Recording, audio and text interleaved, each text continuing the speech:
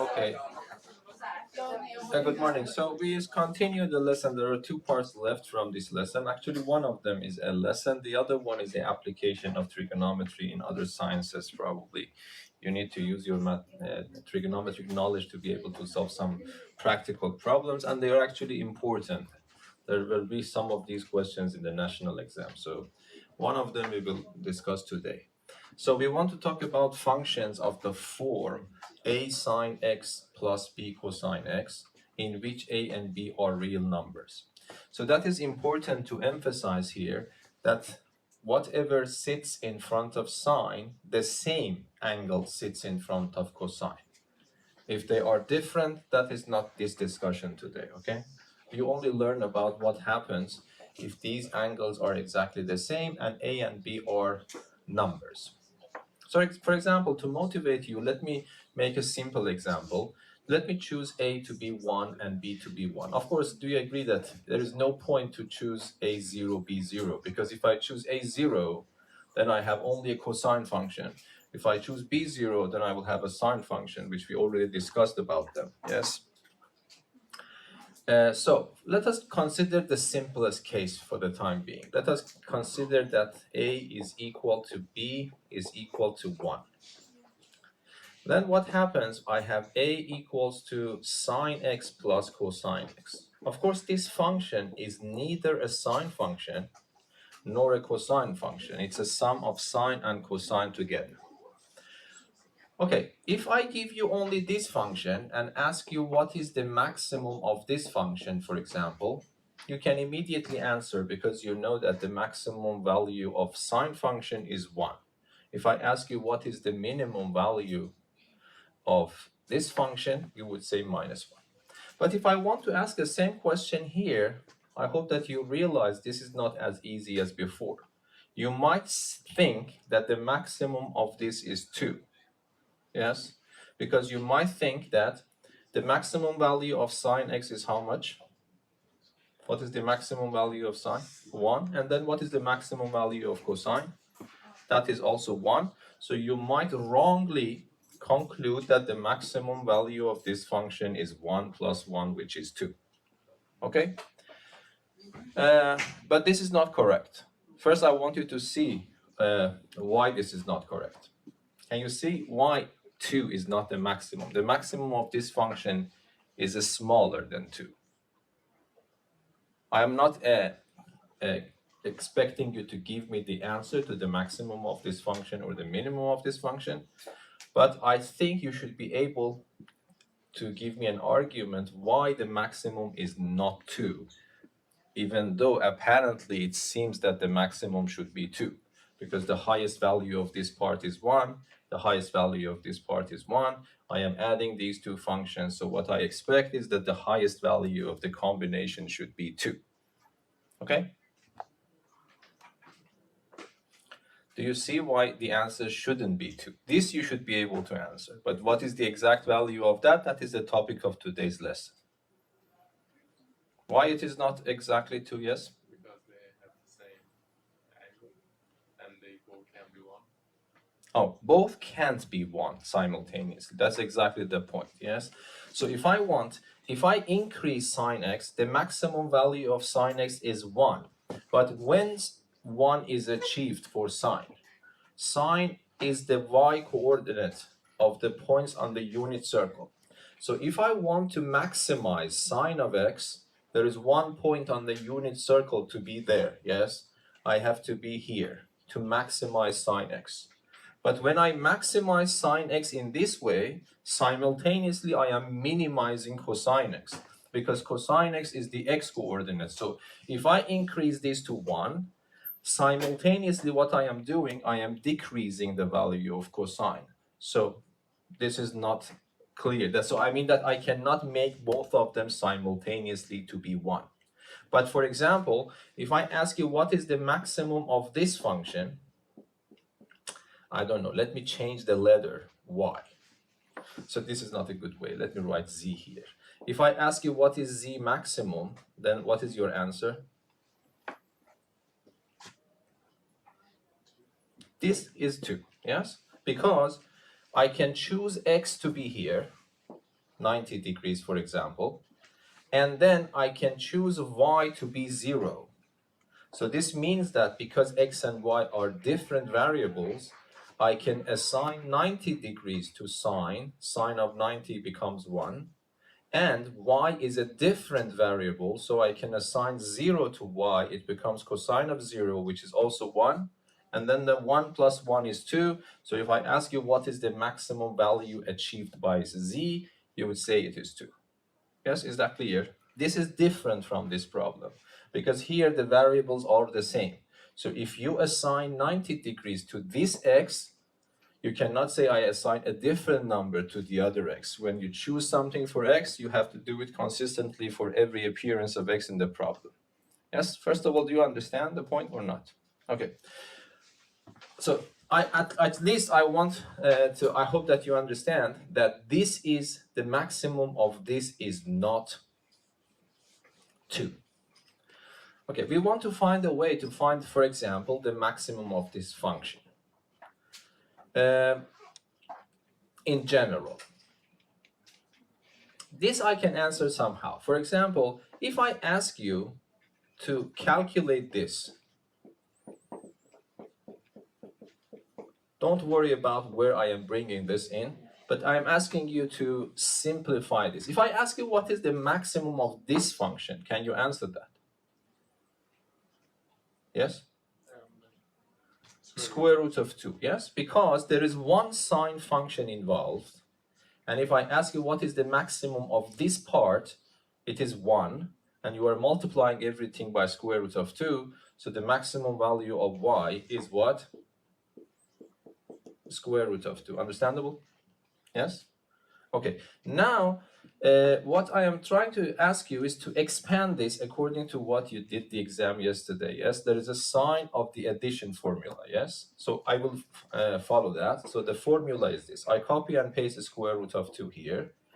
And then if you remember from the formula sheet, this is the sine of the first angle multiplied by the cosine of the second angle, yes, plus sine of the second angle multiplied by the cosine of the first angle. But of course, I have to put them in a pair of brackets because this is square root of 2 is supposed to be multiplied by the whole expression.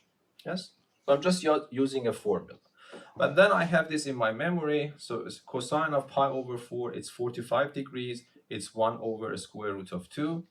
And then coincidentally, in this case, sine of 45 degrees is also 1 over a square root of 2. Okay? And then I multiply a square root of 2 in. What will happen? This square root of 2 that I am multiplying will cancel this 1 over a square root of 2. I am left with sine x. And I multiply this there, it becomes again cosine x. Yes? So this is this y. So you understand that this function that I asked a question for is equivalent to this function, because if you start expanding this, you will get that function. So now if I ask you, do you know the maximum of this function? You can immediately answer, because there is no difference between this function and that function. They are the same. So the maximum of this function is also the maximum of that function. But you could tell me what is the maximum. It was a square root of 2. So the maximum of this one is also a square root of 2. Is that understandable? But this might be a coincidence. You might say that if I change the numbers, how can I guess this for? Yes, this is the topic of today's lesson. Here, I just gave you a simple example. I didn't tell you how to find this yourself. I knew the answer myself. I tried to convince you that this one and that one are equal. So today's lesson is that if I have different values for a and b, can I do something to be able to write this combination, which is a mixture of sine and cosine, in terms of sine function only? And then I can answer all sorts of questions that I want to ask about this by looking at the new form of the function. Yes? Is that clear? Okay. But this becomes a little bit complicated, and the way that I present it is a little bit more precise because there are some flaws in the book. They are not talking about what happens if a is negative.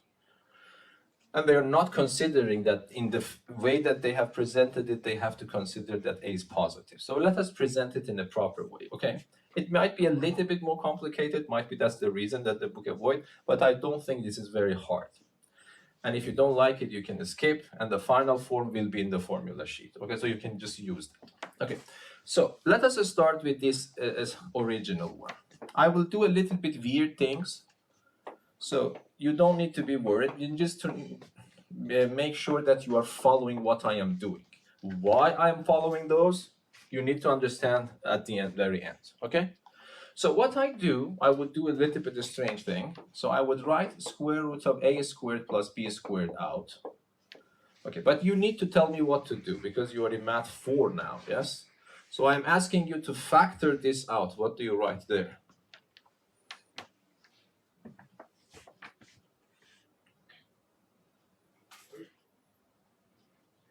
And this should be a matter of seconds, by the way. What is the meaning of factorization? When you write 2x plus 6, what can you factor out? Yes? 2. And then you immediately write x plus 3 because this is so simple. Your brain do the process so fast that you even don't notice that. But what you are doing, you are dividing 6 by 2, which is 3, yes? You are dividing 2x by 2, which is x. So this process happens again here. So what happens now? I am factoring something strange out. But what is the rule? The rule is to divide every one of them by this thing that I am pulling out, yes? So a over a squared plus b squared. I told you this might be very strange why I'm doing this, but be patient, okay? Oh, sorry.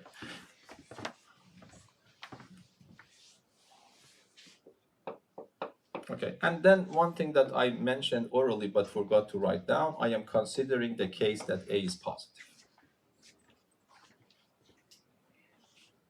Okay, is that understandable? If you want to see why this is true, you multiply this back. If you multiply this back, this one will cancel this one, a is left, which is correct. When I multiply this back here, this one and that one are canceled, b is left, that is also correct. Okay, but then let me take this one to be capital X,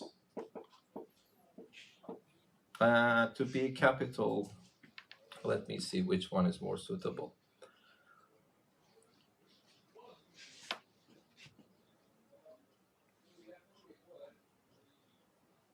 Yeah, so let us take this capital X, and let me call this capital Y.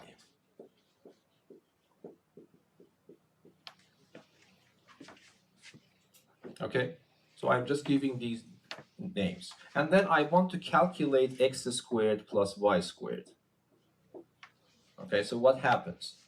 If I square x, this becomes a squared divided by a squared plus b squared. Yes? And then if I square y, this becomes b squared over a squared plus b squared. But the denominators are fortunately the same, so I combine the numerators, yes? And the answer becomes 1. So can you tell me what can I conclude from this calculation? The sum of the squares of two numbers is equal to 1. Can you tell me something about this point? This is my question. Can you tell me where this point lies on the x in the coordinate system? Yes? No, there's no guarantee it's 45. What I know is that x squared, x and y is a point on the coordinate system. I know something. I know that x squared plus y squared is equal to 1. Okay, can you tell me where this point is lying on the unit circle? I just gave the answer. It's on the unit circle. Yes? So why it's on the unit circle? This is very famous, by the way. If you have x squared plus y squared, this gives you the square of the distance from the point to the origin. Yes? Do you remember? If I give you a point with coordinates alpha and beta, and if I ask you to what is the distance of that point to the origin, do you remember what is the distance between these 2 points, origin and this point? This is the square root of alpha squared plus beta squared. Yes? So if I calculate this combination, and this combination becomes 1, So a square root of 1 is 1. So this means that the distance from this point to the origin is 1. Yes? So this means that this point lies on the unit circle. Yes? This is my unit circle. This point is somewhere on the unit circle. So tell me, is that understandable what I did? Yes? So these numbers A and B are given. I just factored this out. I got two numbers. For some reason, I just squared them and add them. I found that the number is 1. What I am claiming is that this point, of course, is a point on the coordinate system. This is for sure because I have an ordered pair. But because x squared plus y squared is equal to 1, I also know that the distance of this point to the origin should be 1 unit. Is that clear? Okay, so if the distance from this point, from the origin, is 1 unit, definitely this point is somewhere on the unit circle. Is that clear? Okay, but where? Just tell me why this point is not on the left semicircle. It is definitely on the right semicircle. Why is that? Yes? The value is positive. Okay, just elaborate a little bit more. Okay, because like if you're on the other side of the like unit circle, we have a negative value for cosine. No, there's no cosine involved yet. I'm talking about this point x and y. Okay. X and y is a point on the unit circle, that is for sure, because its distance to the origin is 1. If it's I was saying that if it's negative, if you put it like to the power of 2, it still becomes No, negative, right? that's not the reason, because x is x. Okay. Yes? You want to say something? I was gonna say like square number, it's always positive. No, x squared is positive. I agree with you. But there is no guarantee x is positive. There is a guarantee, but there is a reason for that. Yes? This is why probably the book didn't consider, and that's a positive. Because I mentioned myself a is positive. So if the numerator is positive, and the denominator is always positive because a squared plus b squared is positive. So this number divided by that number is always positive because of this extra assumption that I put on the problem. Yes? So x is positive, but what about y? The y can be both positive or negative because the denominator of y is also always positive, but I haven't mentioned anything about b. So b could be negative, b could be positive. So this means that this is either positive or negative. So y could be positive or negative, but because of that assumption, x is always positive. So if x is positive, it means that I have to be on the side with where the x coordinate is positive. So this means that I have to be somewhere here. This is clear, yes? Under that condition, if that condition is relaxed, then this point could be everywhere, anywhere on the unit circle. Okay, so let us assume that, for example, this point is here, but you know that it should be somewhere here. I take that point and connect it to the center. This makes an angle for me, yes, theta. Okay, now we know that sine of theta is what? What is sine of theta? Y coordinate, capital Y. What is cosine of theta? Capital X. Yes? Okay, now let us go back and put everything, and now more or less it is finished. So what I do, I will go and put, so here you see on the board, this part is capital X, but capital X is equal to cosine theta. So I go back here, and instead of this expression, I put cosine theta. So let me rewrite that line again. So y is equal, copy and paste the first part, and then I have, if you don't mind, let me write sine x first, sine x, and then multiplied by what? By that expression, but that expression is y, and y is, that expression is x, and x is cosine theta. And then plus, this one is what? this one is y, and y is sine theta. So instead of that, I write sine theta cosine x. Yeah, is that understandable? But then this is a famous formula. Hopefully, at least you recognize that this is a famous formula. This is the expansion. This is the expansion of the addition formula for sine. Sine of an angle multiplied by cosine of another angle plus the other way around, sine of the second angle times the cosine of the first angle. So what can I write instead of that? I can write sine of what? X plus theta. Is that clear? That's a formula. So, I mean, this is not something that's strange. We have already derived this formula, so I'm just using it. Okay? And then what happens? Y becomes a square root of a squared plus b squared multiplied by sine x plus theta. Yes? So is that clear? So I started from here and I proved, hopefully you understood everything, I proved that that function can be rewritten in terms of only one single sine function. I started from a function which was a combination of sine and cosine. I ended up with a function, I ended up with the form of the function which is written only in terms of sine function.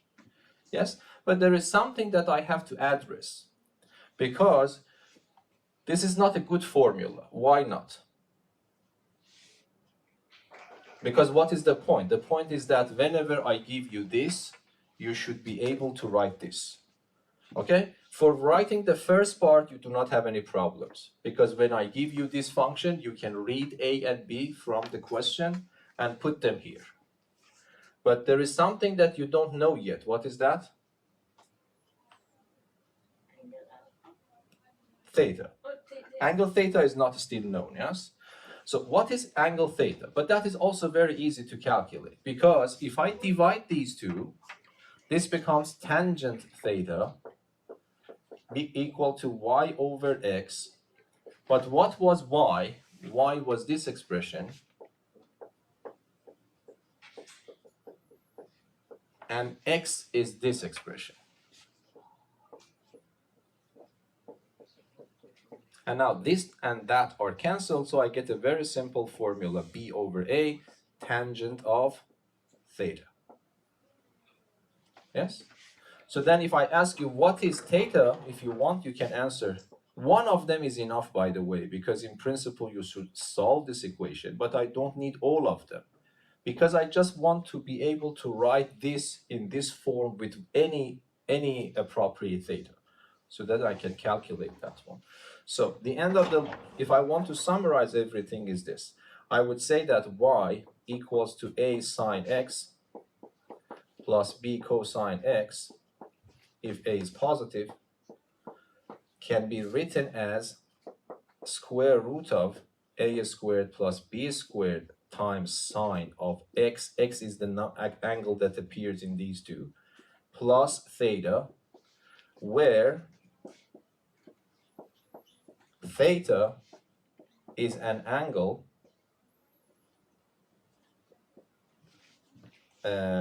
between minus pi. So this is an angle, so where theta is an angle, let me write it like this, between minus pi over 2 and pi over 2, so that tangent theta is equal to b over a. Okay, so why theta? Why I wrote this? Because I already told you that this point lies here somewhere. Here is minus pi over 2, and then I can go up to here, which is pi over 2. By the way, I cannot reach here and there because I assume that a and b are non-zero. So I will take them away. Okay, so that is the summary. And this is what you really need. If you are not interested in derivation of the formulas, you can just simply forego that. And that is the formula in the formulation. But I think in the book, instead of theta, they have written capital C. Okay, that's also good because that is in accordance with the convention before. Do you remember we had this letter C here? but it doesn't matter. So this is the bottom line. So if I give you a function which is a mixture of sine and cosine only in this form, then an a is positive, you can write it like this. Yes? So let us redo this problem once more again. Here I gave you the final form because you didn't know this derivation, but now that you know, you can use it and then find this one yourself. Okay, so let us go back here. Y is equal to sine x plus cosine x. Okay, so first of all, you see that this is exactly the same form, but you can immediately read A and B. What is A in this problem? Yeah, say something. What is A? 1. And B? 1. Can I use immediately the formula? Yes, because A is positive. So how should I use that? I just put it here. So this becomes equal to the square root of, you see, A squared plus B squared. So it is 1 squared plus 1 squared. And then I would write sine x plus theta. And if I ask you what is theta, you will tell me theta is one angle in the fourth or first quadrant, so that tangent of theta is b over a. But b is 1, a is also 1, which becomes 1. Okay, and then this is a famous, yes? What is the angle? If that is a famous number, you can read it from the table of values. If it is not, you use your calculator to calculate the tangent inverse, and then you will find that angle. Yes? So, but this is a famous. Which angle has tangent equal to 1? I don't know if you know, but that is 45 degrees. So then it means that theta is pi over 4. You could express it in radians, or you could express it in degrees. I usually prefer to use radians from now on. So this is my theta. I put everything back here. So this becomes a square root of 2, and then sine x plus pi over 4. Yes, so then this is exactly this one. Here, I just told you the answer without telling you how to derive that. But now, using this idea that will be in the formula sheet, you can write that in that form. Is that clear?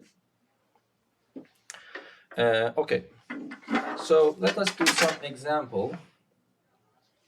So this is an example in the book. Let us just do this together. So y is equal to 4 sine x plus 2 cosine x.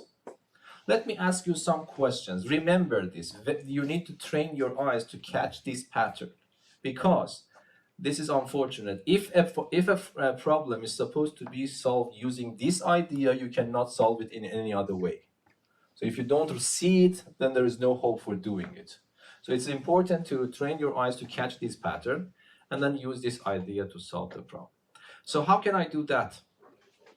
Okay, first of all, you see that this is exactly the same pattern. I can ask some questions. For example, I can give you this.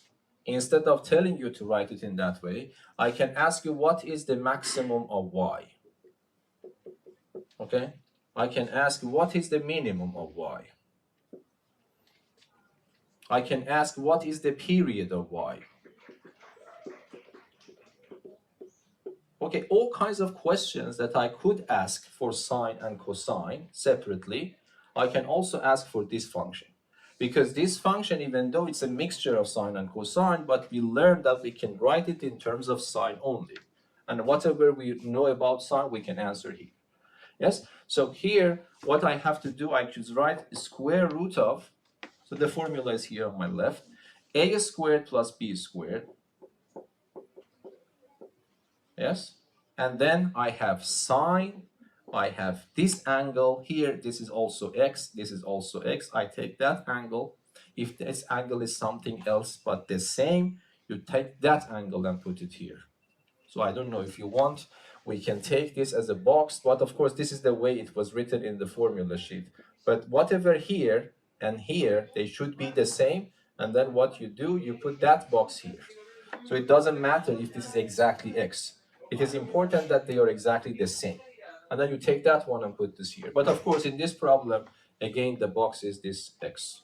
So I put x and then plus theta. Okay, what is this theta? This formula. So tangent of theta is b over a. B in this problem is the coefficient, always B is the coefficient of cosine, don't mix them up, which is 2, and that is 4. If I calculate, it becomes 1 over 2, which is 0.5. But this is not one of those angles that I can read on top of my head. I do not have it in my memory. It's not a famous for tangent. So then I have to decide. Either you want to write it in the degree mode, you have to switch your calculator to the degree mode, or if you want to write it in the radian mode, you have to switch it to the radian mode. But I don't have access. I don't know if you have calculator. Can you calculate this in the radian mode for me? I don't know which one they have done in the book. Anyway, so let us do some approximations. Give me this number with 2 decimal points. Yes, do you have calculator? Is it in radian mode? 0.46 radians, yes? Yes? Okay, so then I put this back here. So then I clean this. Okay, I can go one step further because I need to calculate this one as well. So what is that one? 16, 4 is 20, and then you have sine of x plus 0.46. Of course, this would be a little bit of approximation because we had to approximate this one. If you want to keep the exact value, you just write tangent inverse of 0.5 instead of theta and you are done. That is the exact value, but that is symbolic, exactly like square root of 2. If I ask you what a square root of 2 is, you cannot answer because there are infinitely many decimal points coming after. But you just say that the square root of 2 is that number whose square is 2. That's exactly the same thing. What is tangent inverse of 0.5? That is that angle whose tangent is 0.5. Okay, but for practical purposes, we have to do some approximations. So this is why. Now let us answer these questions. I come back to your question. If I ask you what is the maximum of y, what is it? The square root of 20. If I ask you what is the amplitude of this function, by the way, what is the amplitude? The square root of 20. What is the minimum value of this function? Minus square root of 20, because sine, the minimally is minus 1. If I ask you what is the period of this function, what is the period of that function?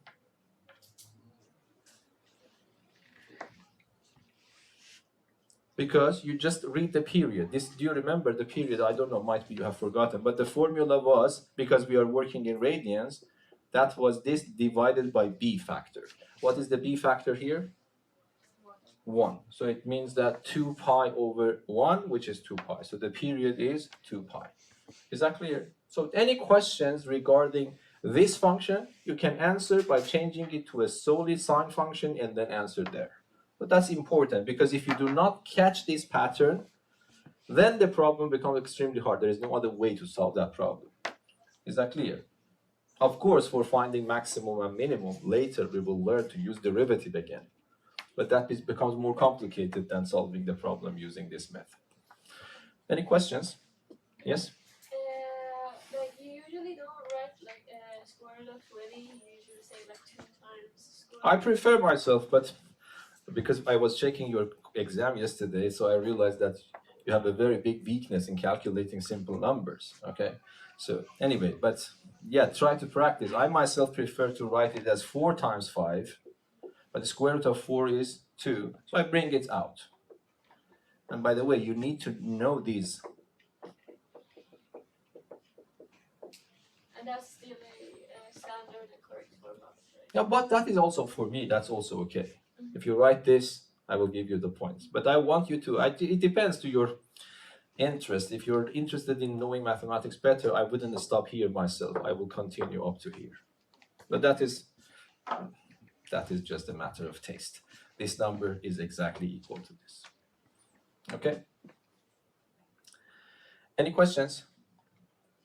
Okay, what next? What I'm going to teach you next for this topic? And then it's like explained on the other side of the unit circle. No. That's good. That's a good question. So it means that what happens if A is negative? Yes? So if a is negative, then I can solve this. But before doing that, this is why the book is very smart. They are avoiding to put a negative in the questions. Yes. So they are changing b to negative value. So first, let me just solve another problem like this with b be negative, because there is no restriction here. You don't need to be worried about b being negative. The derivation relies on a being positive. Okay, so let me just solve that problem from the book here to see how this will work. The reason that I derived it in this way is because you always can rely on your calculator. Because I will tell you later. So let me just write this. I want to do the same thing. Y equals to, I will take this from the book, I will change it slightly, okay? I would write it as 1 over 2 sine of, instead of x, in the book they have written x, I write 5x, okay? And then minus cosine 5x. This is a little bit different from the book. The book has used x here and x there, but I am using 5x here. Importantly, I am also using 5x there. If I use 5x here, 4x there, this is not this lesson. I want you to understand. And this, you cannot write it as one single function. Okay, so how should I solve the problem? Again, I have a, which is 1/2, which is positive, fortunately here, and b is what? B is what? No, minus. B is minus. Of course, B is negative, but that is not important for my case. The important thing is that A is positive again. So then I would write it as, I can ask the questions again. What is the maximum? What is the minimum? What is the period? What is the amplitude? These kinds of questions. So what I do, I would write square root of A squared plus B squared. And then I would write sine. Okay, can you tell me what should I write here? It's on the board. What should I write? 5x, yes, because this box is now here, 5x. And then plus a theta here. Okay, but for calculating theta, you have an extra formula in the formula sheet. Except that in my writing, I have written theta. In the formula sheet, they have written capital C. So tangent theta is b over a, which is minus 1 over 1/2. So tangent of theta minus 1 over 1/2, it becomes minus 2. And then you have to use your calculator to calculate tangent inverse of minus 2. And can you help me to do this one as well? Yeah, Zohar, can you calculate this? Yeah?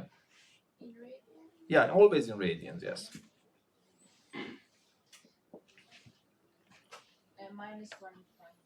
Minus 1.1. That is enough. Let us keep it like this. And that's it. So you continue. This is the square root of 1 over 4 plus 1 sine 5x minus 1.1. And of course, I will simplify that. If you add them, it becomes 5 over 4. Square root of 5 is just the square root of 5, but the square root of 4 is 2. And then I have sine 5x minus 1.1. So you see, in the way that I derived it, this negative sign occurs automatically. But in the book, they have written two formulas. One of them is in the formula sheet. They are giving you one formula for this is positive, and they write this positive. They give you another formula which is negative, and then this they write another formula that is negative. But in this way, you can find positive or negative in the same way. You don't need to be worried about if B is positive or negative. But you have to be worried about if A is positive or negative. Is that clear? Okay. Let me ask you some questions. What is the period of this function?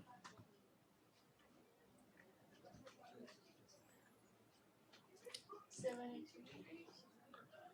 Yeah, if you want like that. So, but degree, you need to work consistently. It says you set the correct answer, but you express it in degrees. But everything is in radians. So I would say that this is 2 pi divided by which number?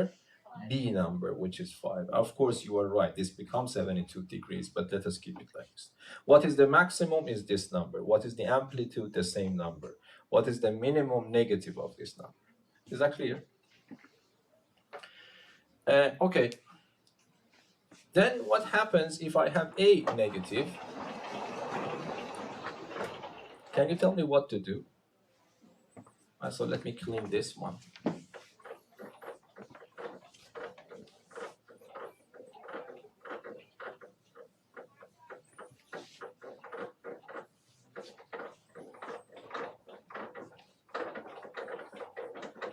So what happens if a is negative? Let me see if there is any question here in the book. No. So might be this is not important for your lesson, but anyway, this is not hard.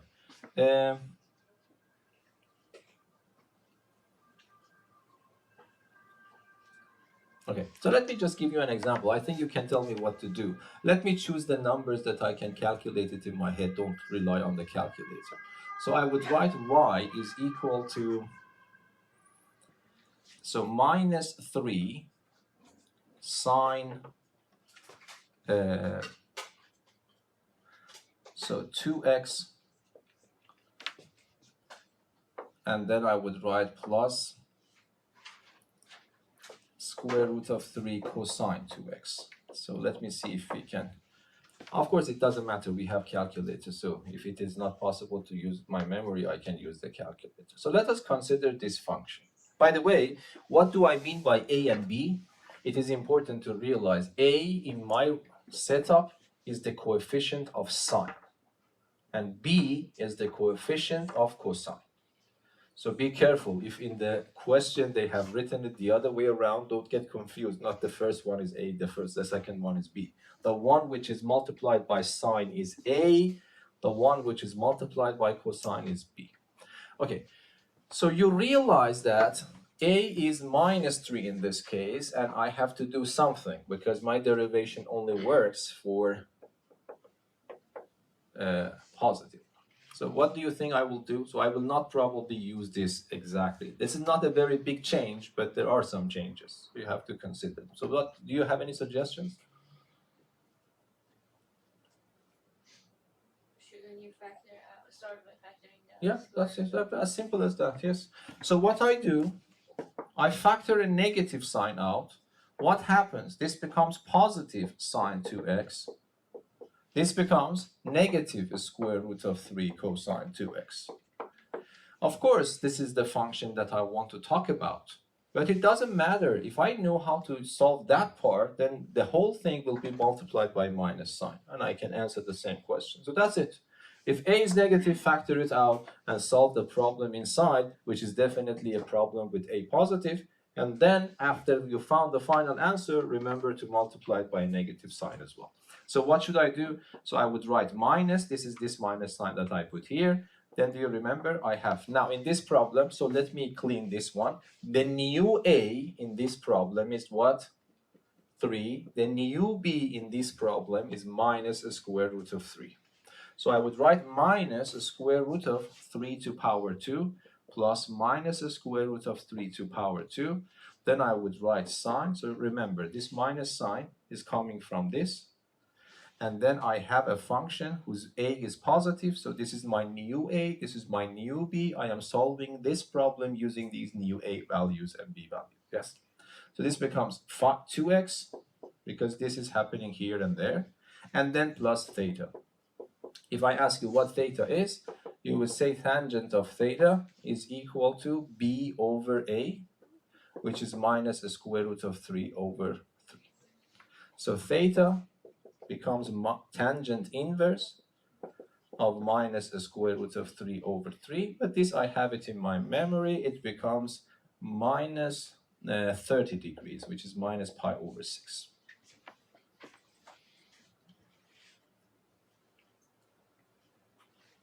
I think if you have the Casio calculator, it really gives you minus pi over 6, but if you have Texas Instrument, it gives you some decimal points, taking 3.14 something for this and then divided by 6.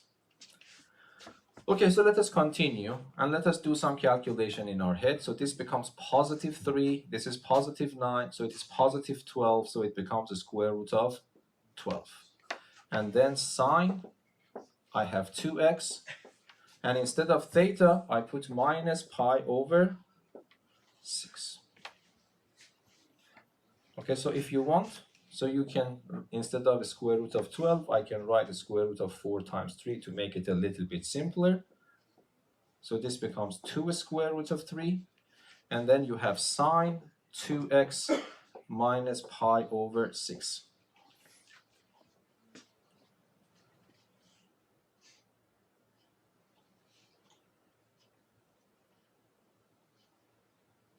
So that is the correct one. But of course, there is a negative value here. If I ask you what is the amplitude, what is the amplitude?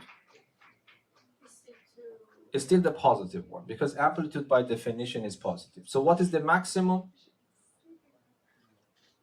What's the maximum of this function, or equivalently this original function?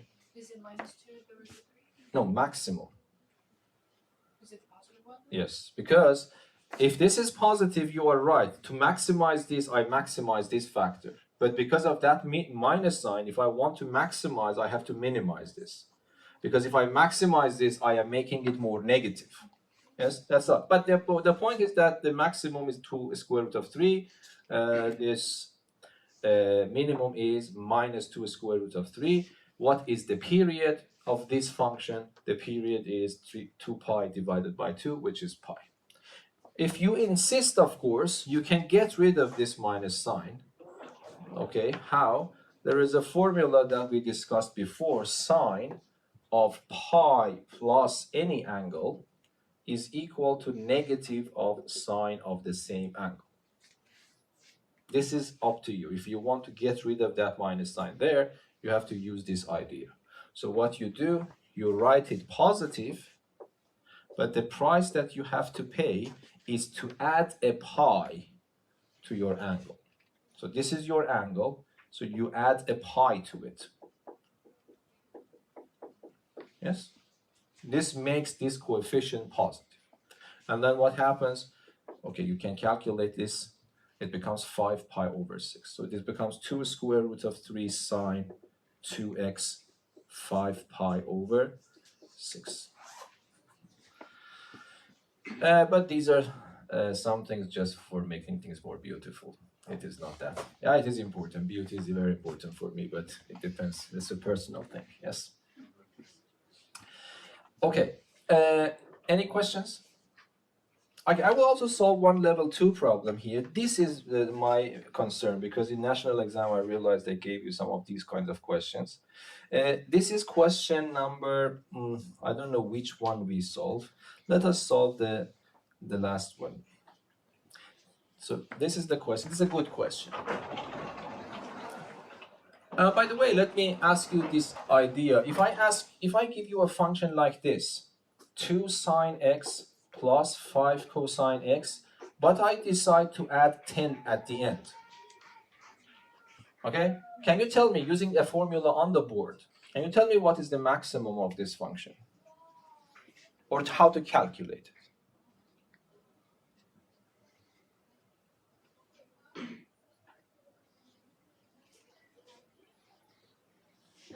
The maximum will still be like the same amplitude because we take the maximum point. No, maximum and amplitude are not the same. Amplitude in some cases is exactly equal to the maximum. For the original sine function, you are right. The original sine function, if I ask you what is the amplitude, amplitude is the disturbance from the equilibrium position.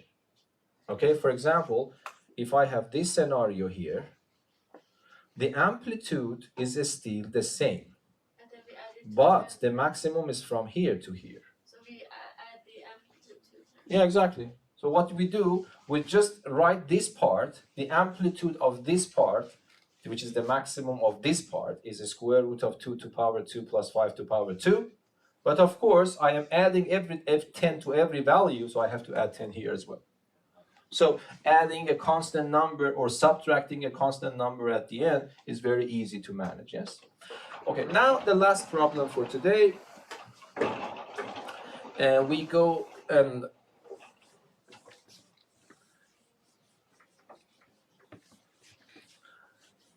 solve this problem from the book. So 2353, this is Origo Matematik 4, and this is part B, because part A is easy. But the ideas are the same.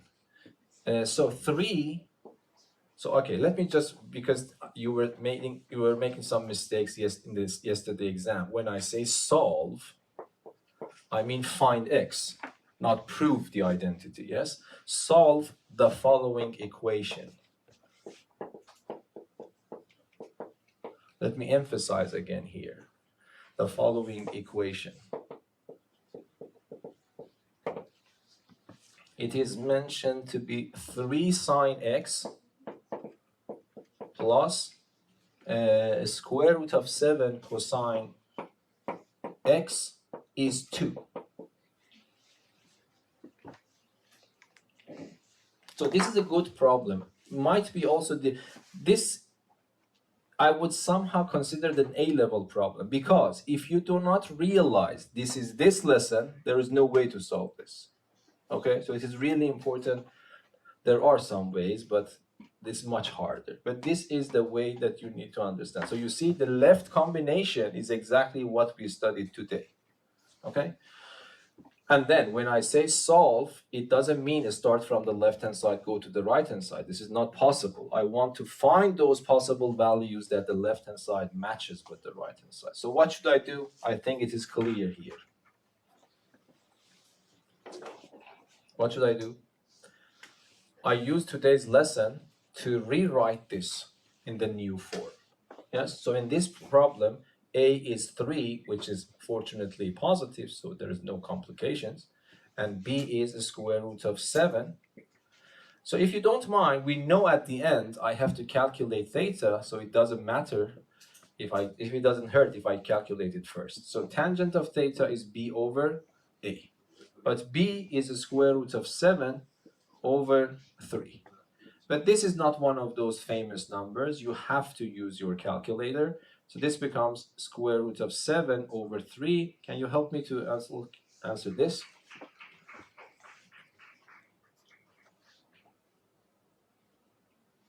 Square root of 7 and everything divided by 3. And then tangent inverse. 0.99. Okay. 0.99. Oh wait, I think I had it in. Yeah, be careful. 0.84 or 85. 85, okay. Okay, so then we come back here. The formula for this, do you remember, is the square root of the first one squared 9 plus the second one squared 7. Yes? And then you have sine of this angle here, which is x, plus the theta that you calculated it, is equal to 2. But the square root of 9 plus 7 is the square root of 16. A square root of 16 is just simply 4. Sine of x plus 0.85 is equal to 2. And then I want to make sine alone, so I divide everything by 4. It becomes 1/2. But this is a very standard problem. Sine of a box, do you remember? We had this in a very long back. So this one. This is playing the role of your box, and this is playing the role of this number. And then if you remember the formulas, your brain is fresh. You had the exam yesterday. But when I didn't like a subject, 1 minute after the exam, I totally forgot everything. So I don't know. Hopefully this is not for you, yes? Do you remember? Yeah?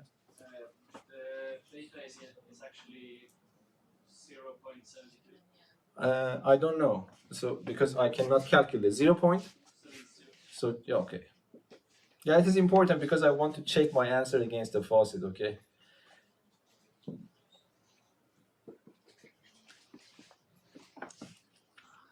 Okay, but that what was the formula, do you remember? What is inside the box is equal to sine inverse of 1/2. I have it in my memory.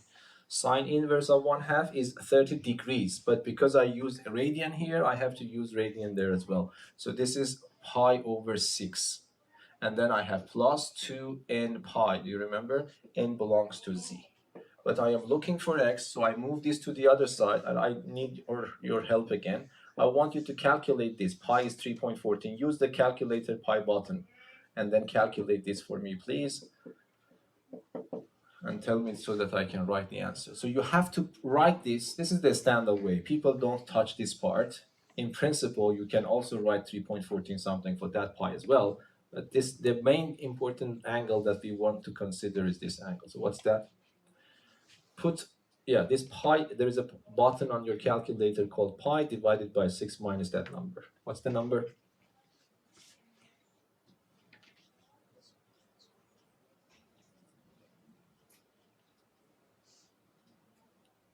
This is the reason that dictators can survive, because people rely on other people to bring them down. So when I ask the calculator, so you are actually saying that someone else will calculate, yes? I have minus 0.196. 0.196. So let us keep, 196 plus 2n pi. And then this is not the whole story, because you know that there is another one, yes? So x plus 0.72 is pi minus that number. But let me do that in my head. Pi minus that number is 5 pi over 6.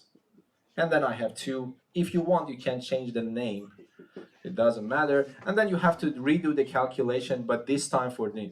Can you just do that for me, please?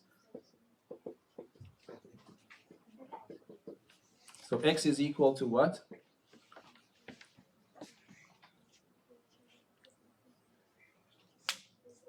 So I can also check the final answer to make sure that I have done anything wrong. 2353.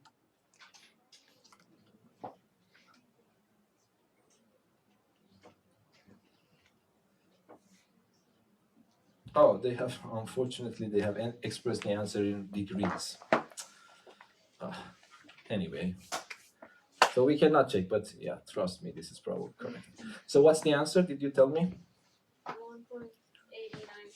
1.897. 1.897. 897. Okay, so let us keep it there, plus 2n pi, and then m and n both belong to the set of integers. So this is, you can decide. Work in radians. If you decide to work in radians, you have to do it consistently here and also these two. If you want to work in degrees, you have to work with degrees from the beginning to the end. Okay, any questions? Understandable?